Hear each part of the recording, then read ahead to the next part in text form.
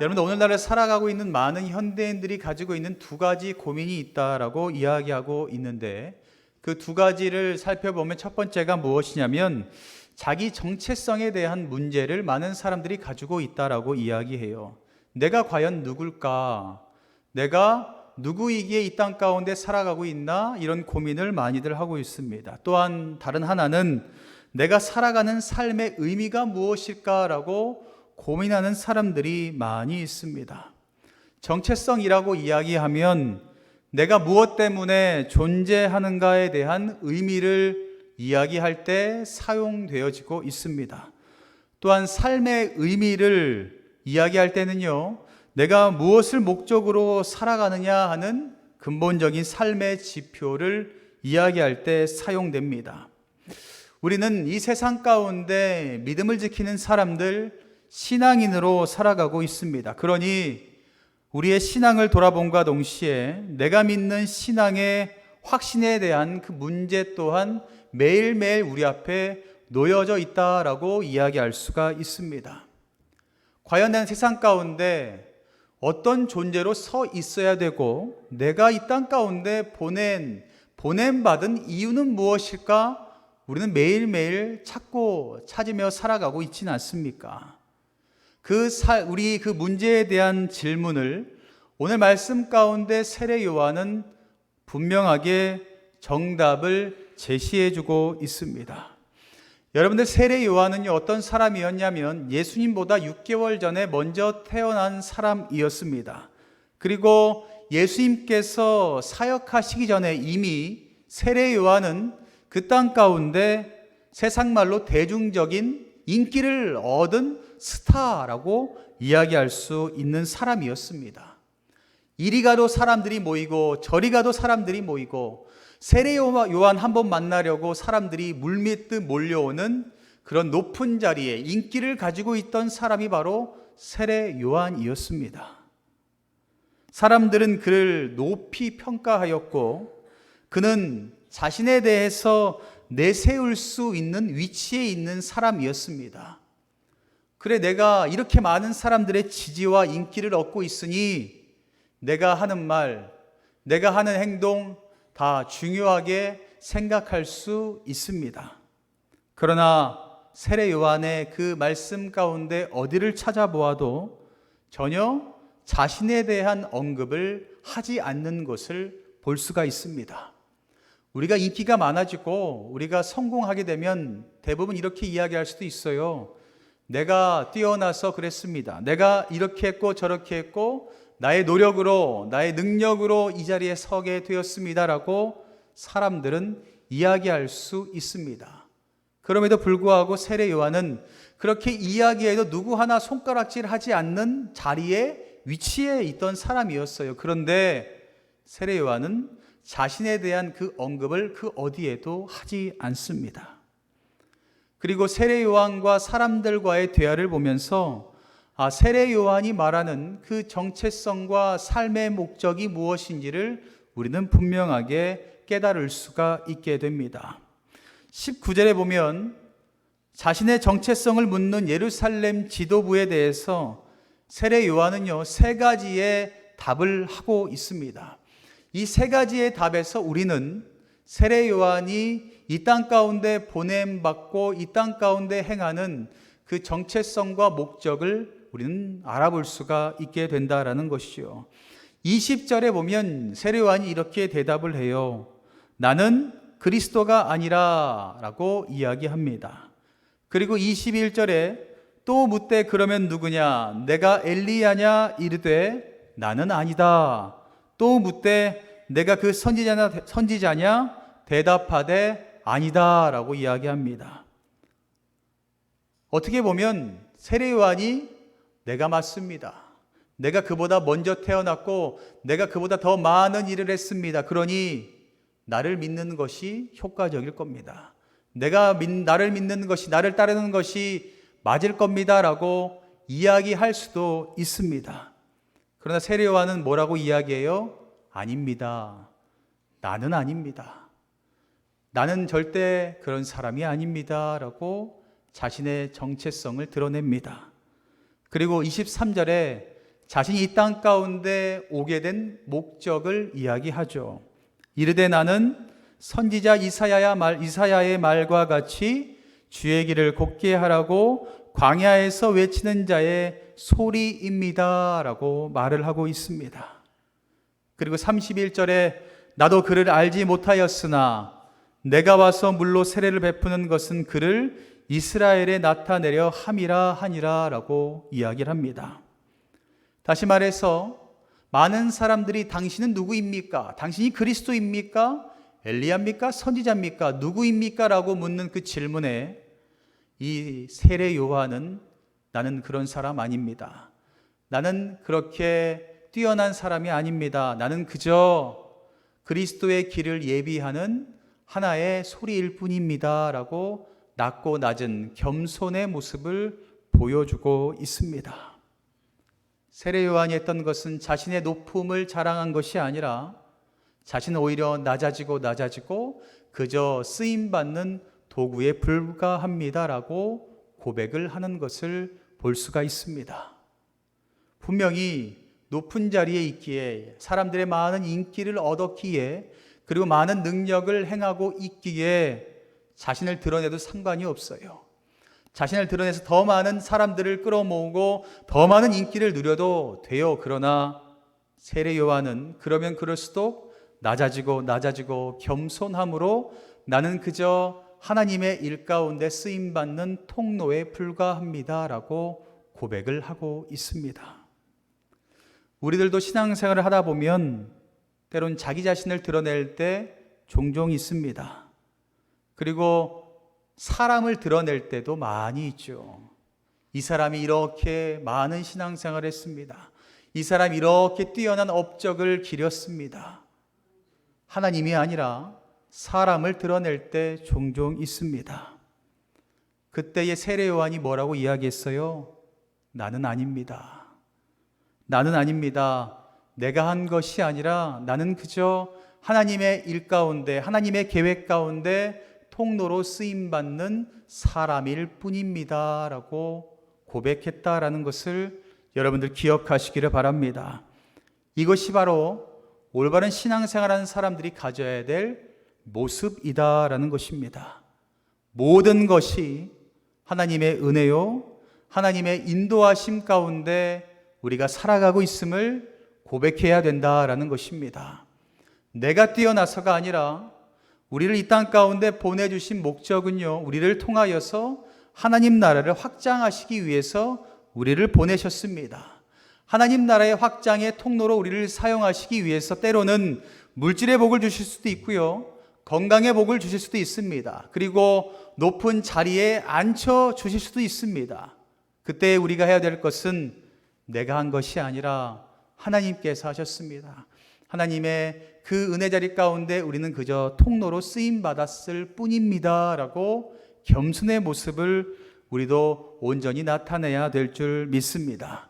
여러분, 때론 종종 그 연예인들 시상식에 보면 교회에 다니는 그 연예인들이 하는 시상소감 많이 들어보셨죠? 우선 하나님께 영광 올려드리고 이 모든 것이 하나님의 인도하심 가운데 나는 그저 쓰임받는 도구에 불과했는데 하나님이 이렇게 귀한 자리에 세워주셨습니다. 하나님께 영광 올려드립니다라는 수상소감을 많이 들어보셨을 거예요. 이것이 우리가 해야 되는 그런 올바른 신앙을 가진 사람들의 모습이다라는 것을 기억하시고 여러분들도 온전히 주님께 쓰임받는 통로가 되시기를 간절히 바랍니다. 그러면서 요한은요, 사역할 때에 그리고 하나님의 일을 감당할 때에 명확하게 가슴 가운데 자리 잡고 있었던 것이 있었습니다. 그것이 무엇이냐면 12절과 13절에 보면 영접하는 자 곧 그 이름을 믿는 자들에게는 하나님의 자녀가 되는 권세를 주셨으니 라고 말하고 있고요. 13절에 이는 혈통으로나 육적으로나 사람의 뜻으로 나타나지 아니하고 오직 하나님께로부터 난 자들이니라 라고 말하고 있습니다. 세례 요한이 가졌던 것은 무엇이냐면 하나님의 자녀가 되는 권세가 있었습니다. 그리고 하나님께서 주신 그 혈통으로나 육적으로나 자녀가 된 것이 아니라 오직 그리스도를 믿는 그 믿음으로 말미암아 주시는 하나님의 자녀가 되는 권세가 세례 요한에게 있었습니다. 그래서 세례 요한은 그것을 붙잡고 매일매일 걸어가게 되었다라는 것입니다. 그래서 그렇기에 하나님께서는 자녀에게 주시는 그 축복을 세례 요한에게 허락해 주셨고, 세례 요한은 수많은 사람들에게 인정받는 그 자리 가운데 설 수가 있게 되었다라는 것입니다. 사랑하는 성도 여러분, 여러분들도 동일하게 주님을 영접하고 그리스도를 믿음으로 말미암아 자녀가 되었다라는 것을 기억하시기를 바랍니다. 자녀는요, 소명을 감당할 수 있게 되는 것, 그것은 다른 것이 아니라 부모가 있기 때문에 그것이 가능합니다. 자녀가 혼자 뛰어나서 모든 일을 감당할 수 있는 것이 아니라 부모들이 자녀가 그 일을 감당할 수 있도록 도와주고 함께 해주기 때문에 그 일을 감당할 수 있습니다. 우리가 하나님의 자녀가 되었다라고 고백하게 된다면 하나님은 우리가 그 소명을 잘 감당할 수 있도록 하나님께서는 오늘도 우리에게 힘과 능력을 더해주시고 함께 해주신다라는 것을 여러분들 믿으시기를 바랍니다. 그것이 바로 우리가 마음 깊숙이 가져야 되는 정체성입니다. 내가 하나님의 자녀입니다. 내가 하나님의 자녀이기에 하나님은 늘 나와 함께 합니다라는 그 믿음이 여러분들에게 반드시 있기를 주님의 이름으로 간절히 축원합니다. 그렇게 세례 요한은 자신이 하는 모든 사역 가운데 확실한 이해가 있었습니다. 그리고 사람들에게 다시 오실 예수님이 누구인지 분명하게 말하는 그 모습을 보입니다.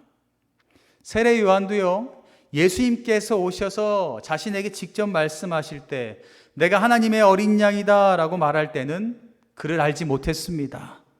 그러다가 이제는 36절에 보면 그분이 하나님의 어린 양입니다 라고 고백을 합니다. 무엇이 세례 요한에게 자신 앞에 나온 그 사람이 메시아임을 담대함으로 이야기할 수 있게 만들었을까요? 처음에는 알지 못했던 그리스도를 지금은 담대함으로 많은 사람들에게 이야기할 수 있었던 이유가 무엇이냐면, 여러분들 이것을 우리가 살펴보고 우리도 이러한 세례 요한의 행위를 통하여서 담대함을 갖고 온전히 세상 가운데 복음을 전할 수 있는 우리가 되었으면 좋겠습니다. 세례 요한이 무엇을 했냐면 첫 번째, 내가 보았다라고 말하고 있어요. 32절에 보면 요한이 또 증언하여 이르되 내가 봄에 성령이 비둘기같이 하늘로부터 내려와서 그의 위에 머물렀더라 라고 말하고 있어요. 요한은요, 눈으로 직접 보았습니다. 성령님께서 임하는 것을, 그리스도에게 임하는 것을 직접 눈으로 보았다라는 겁니다. 눈으로 보는 것만큼 확실한 다짐이 생기는 것이 어디 있겠습니까? 눈으로 보니 흔들리지 않습니다. 세례 요한은 예수님께서 그리스도구나라는 것을 눈으로 직접 보았다라고 말합니다. 그리고 두 번째, 내가 직접 들었다라고 말하고 있어요. 33절에 보면 나도 그를 알지 못하였으나 나를 보내어 물로 세례를 베풀라 하신 그이가 나에게 말씀하시되 성령이 내려서 누구 위에든지 머무는 것을 보거든 그가 곧 성령으로 세례를 베푸신 이인 줄 알라 하셨기에 라고 말하고 있습니다. 세례 요한은요, 하나님께서 말씀하시는 것을 직접 들었습니다. 직접 눈으로 보고 직접 들었습니다. 그러니 세례 요한은 명확해졌어요. 내가 이 땅 가운데 보낸 정체성과 내가 이 땅 가운데 살아야 될 목적을 분명히 깨닫게 되고, 나는 그리스도의 오실 길을 예비하는 사람이었구나. 내가 그리스도를 온 세계에 선포해야겠구나라는 확실한 결단이 생기게 되었습니다. 그 결과 34절에 내가 보고 그가 하나님의 아들이심을 증언하였노라 라고 말합니다.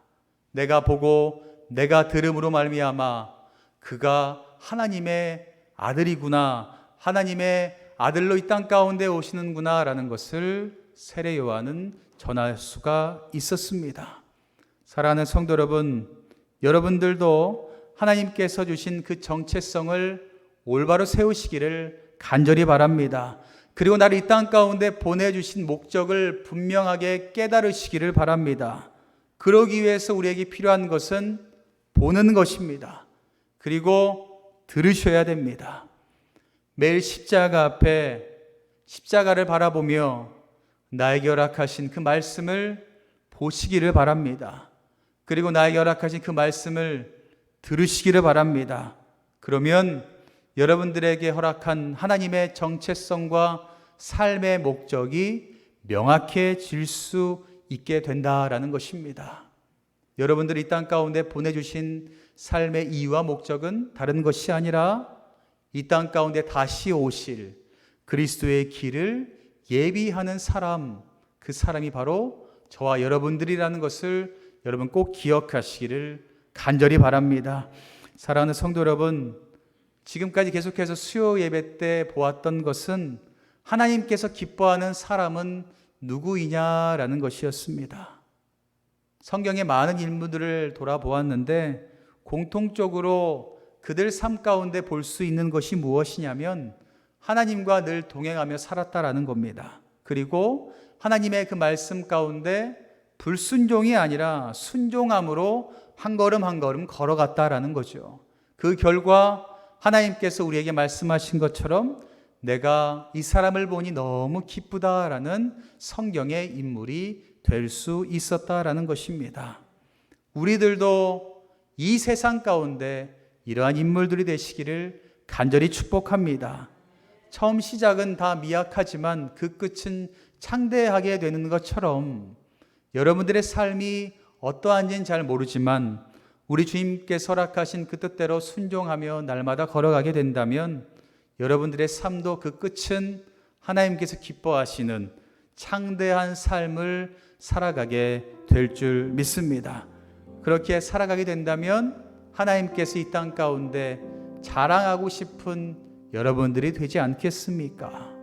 오늘부터 하나님이 기뻐하는 삶이 무엇인지를 매일매일 깨달으시고 내가 하는 말과 내가 하는 행동들, 내가 품고 있는 것들 매일매일 점검하시면서 하나님이 기뻐하시는 말과 행동, 마음가짐, 그런 신앙의 모습으로 살아가시는 저와 여러분들 되시기를 주님의 이름으로 간절히 축원합니다.